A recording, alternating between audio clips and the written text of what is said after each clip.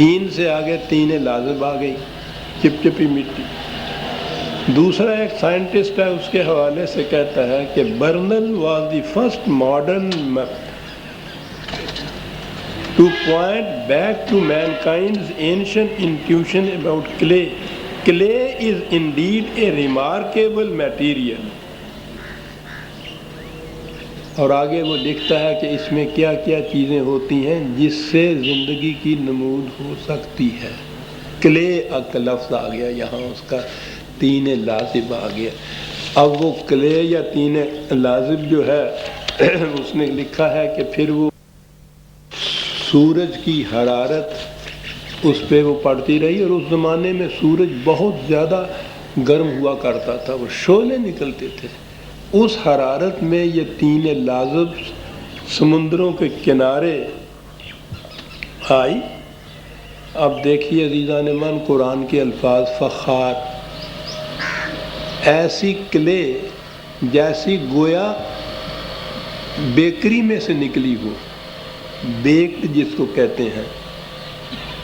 فخار کے معنی یہ ہے، تین لازم، تین کہا، پانی کہا، تین لازم بنایا، حرارت پہنچائی، اور اس کے بعد فخار کہہ دیا کہ بیکڈ کلے جو تھی وہ ہوئی۔ یہ لکھتا یہ ہے کہ but the most dramatic event of all was the primordial advance from non life to life which apparently took place in the sun-baked clays of ocean beaches.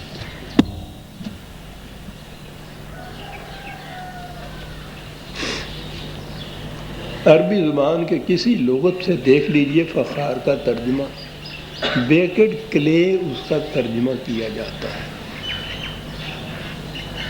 اور یہ ہے اس وقت تک کی جو تحقیق چلی آ رہی ہے آپ کے سامنے۔ قرآن نے تین کہا، پانی کہا، تین لازم بنایا، فخار کہا، بیکڈ کلے بنایا، یہ سارا کچھ ہوا۔ پھر یہ نہیں کہا کہ وہ مٹی کا پتلا بنایا، مٹی بھی جہاں کہی تو کہا یہ کہ وَلَقَدْ خَلَقْنَا الْإِنسَانَ مِنْ سُلَالَةٍ مِّن طِينٍ، مٹی کا نہیں، مٹی کے اندر جو چیزیں ایسی تھیں کہ جس سے نشو و نما ہو سکتی یا نمود ہو سکتی، وہ اس نے خلاصہ اس مٹی کا اس میں سے لے لیا۔ جیسا ایک بیج مٹی میں دبایا جاتا ہے تو وہ مٹی میں سے سالٹس، نمکیات اور کیمیکلز کھینچ لیتا ہے، اس میں جذب کر لیتا ہے اپنے اندر، اور پھر وہ اوپر کو ابھرتا ہے۔ مٹی نہیں ہوتی وہ مٹی کو چھوڑ کے مٹی کا خلاصہ جتنی چیزوں کی اس میں سے ضرورت ہوتی ہے وہ کھینچ کے وہ بیج اپنے ساتھ لے کے اوپر کو آ جاتا ہے۔ کہیں گے تو آپ یہی کہ یہ مٹی سے ہی پیدا ہوا، لیکن اس کے ساتھ مٹی نہیں ہوتی۔ کیا ہوتا ہے؟ مٹی کا خلاصہ، سلالۃ من طین۔ اللہ اکبر۔ کہاں تک میں اگر اور کڑیاں بھی آپ کے سامنے پیش کروں تو آپ حیران ہوں گے کہ یہ قرآن کیا کیا کہہ جاتا ہے۔ پھر ہر نوع کے متعلق جس انداز سے اس نے ارتقاء کی منازل کو طے کرایا ہے، یہاں سے وہ کہتا ہے کہ پہلا لائف سیل پیدا ہوا۔ وہ لائف سیل ایسا ہے کہ اس میں یہ میل اینڈ فیمیل کی ڈسٹنکشن ابھی نہیں ہوتی۔ وہ life cell unique life cell کہتے ہیں، ایک ہی ہوتا ہے، وہ نفس واحدہ کہا قرآن نے اس کو۔ ایک لائف سیل جو ہے، آگے جب وہ چلتا ہے تو آگے کہا ہے کہ اس کو ہم نے پھر دو ٹکڑوں میں کر دیا۔ یہی سائنس کہہ رہی ہے کہ وہ جوش نمو سے خود لائف سیل جو ہے وہ پھٹ جاتا ہے، سسٹر سیلز اس کو وہ کہتے ہیں۔ ایک اس میں سے میل ہو جاتا ہے، ایک فیمیل ہو جاتا ہے۔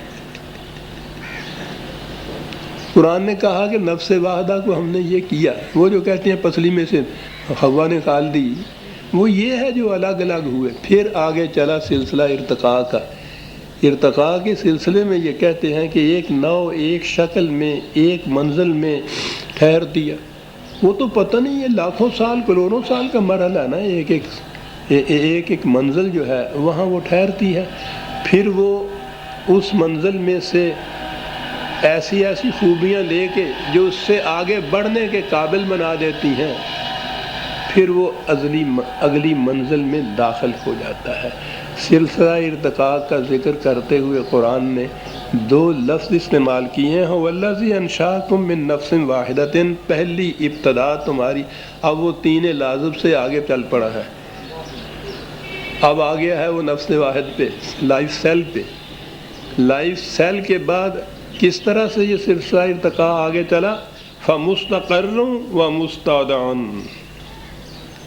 اس کے لیے ایسا انتظام کیا کہ ایک نو کچھ وقت مستقر کہتے ہیں کوئی حرکت کرنے والی چیز تھوڑے وقت کے لیے کہیں ٹھہر جائے تو شرط ہوتی ہے، یہ عربی زبان ہے عزیزان من، ٹھہر جانے کے لیے نہیں، حرکت کرنے والی چیز کسی وقت کے لیے ٹھہر جائے اور اس نے پھر اور آگے حرکت کرنی ہو تو اس کے لیے ہر نو کے لیے ایک مستقر بنایا ہم نے کہ وہ وہاں ٹھہر جاتی ہے، اس منزل میں رکتی ہے، اس میں سے اپنے لیے نشو و نما کی چیزیں اور آگے بڑھنے کے جتنے سامان ہوتے ہیں وہ اپنے اندر جذب کرتی ہے مستقرن۔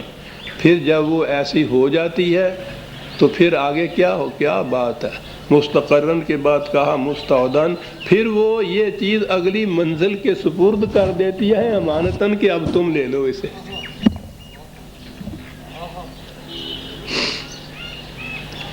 جیزان مان اللہ توفیق دے تو کہیں ان کے ہاں کی تحقیق جو ایوولوشن کی ہے اسے پڑھیے اور ان آیات کو سامنے رکھیے، لفظی ترجمہ نظر آئے گا۔ 1400 سال پہلے کے عرب میں ایک امی ان پڑھ وہ یہ باتیں کہہ رہا ہے، سچا ہے وہ پہلے۔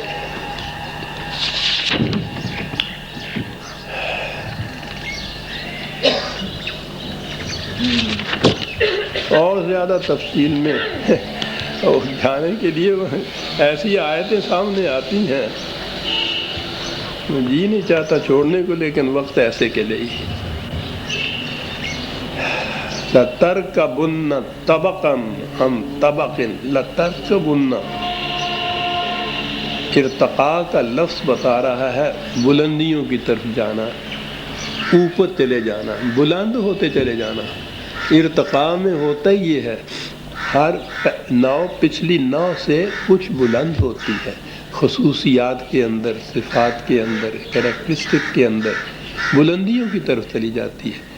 لیکن یہ بلندیاں طبقاً عن طبقاً، قرآن کے اندر ترکبن، بلندیوں کی طرف یہ چلی جاتی ہے، طبقاً عن طبقاً، یک لفظ نہیں یہ ہوتا، یہ بتدریج طبقاً، سٹیج بائی سٹیج ایوالو کرتی ہوئی اوپر چلی جاتی ہے یہ نو، تاکہ پھر وہ پیکر انسانیت میں آتی ہے۔ تو وہاں تو آ کے پھر اگر اس نے کہا کہ یہاں نہیں، بات بہت دوسری طرف چلی جائے گی کہ یہاں اس سلسلے میں پھر ایک تغیر ہوتا ہے، یہاں انسان کے سلسلے میں آگے کہا کہ ایک اور ہی انداز میں پھر یہ آگے نو انسانی میں آتا ہے، اور وہ ہے پہلی کڑیوں سے مختلف ایک تخلیق جس میں ہم نے اپنی توانائی کا ایک شمع دیا اور اسے صاحب اختیار و ارادہ بنا دیا۔ اس سے پہلے کی کوئی نو صاحب اختیار و ارادہ نہیں ہے۔ اسے کہا ہے کہ یہ خلق جدید ہے، یہ ایک طور ہی اور ہے،